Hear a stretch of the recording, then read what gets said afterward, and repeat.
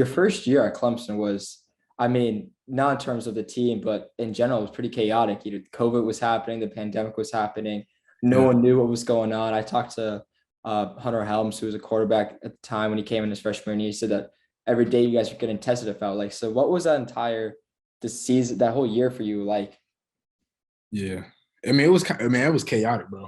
I'm gonna be real with you, man. You waking up 6 o'clock in the morning just to go get a COVID test just so you can practice, man. You never would think about that, you know what I'm saying, going into your first year. But man, it was crazy.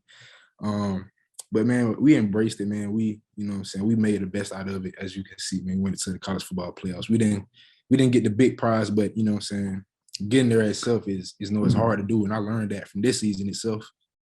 You know what I'm saying? It's real hard to win. So, you know what I'm saying, appreciating winning, man, and knowing what it takes to win, man, it's crazy what we did that year. Yeah, definitely. I mean, you said it yourself. It's no easy task to make it to this cultural playoffs, especially during a pandemic. But what stood out to you your first year there, saying like, well, these guys, it's a hard situation, but we made it. We made it what it is. Man, it was really the leadership, man. You saw the type of guys we had. We had great players, but Trevor Lawrence and guys like Travis Etienne and Cornell Powell, man, they were all in my locker section. So man, they was great leaders, bro. Honestly, bro, they really made the ship go, the way that it went. And what I'm saying, just watching those guys do what they did, what I'm saying, they passed the torch down to us and just holding the tradition down, man, and knowing what it takes and doing what it takes to, what I'm saying, be at that, to perform at that high level. Definitely.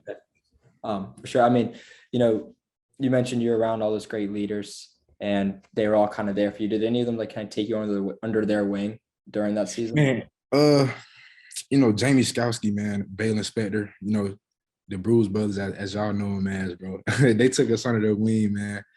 What I'm saying, anytime we had questions about, what I'm saying, the playbook or just anything, man, they, what I'm saying, they took us under their wing and kind of passed us down the ropes. And then guys like Justin Foster from the previous season, man, that's the guy that really took me up under his wing, man, and kind of helped me make that transition from a linebacker to a defensive end, man. So I got much love for my boy Justin Foster.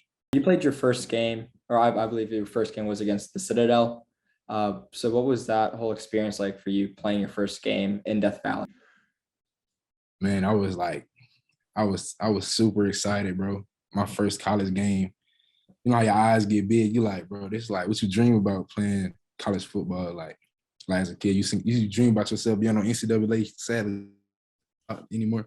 But it's kind of like that's the kind of excitement that I got from it, bro. It was a great atmosphere. I made a couple of plays, so everything went smooth, bro. Yeah, it was pretty good.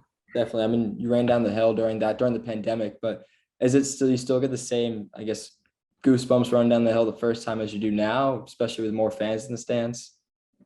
Man, heck yeah, bro. It's like it's gonna be super loud. Once you hear that cannon go off, it's like you jumping in the arena, bro. Literally, bro. Like it's crazy. It's super electric, man. It's loud. It's kind of we vibe off the fans' energy, what I'm saying, as we have our own energy as itself.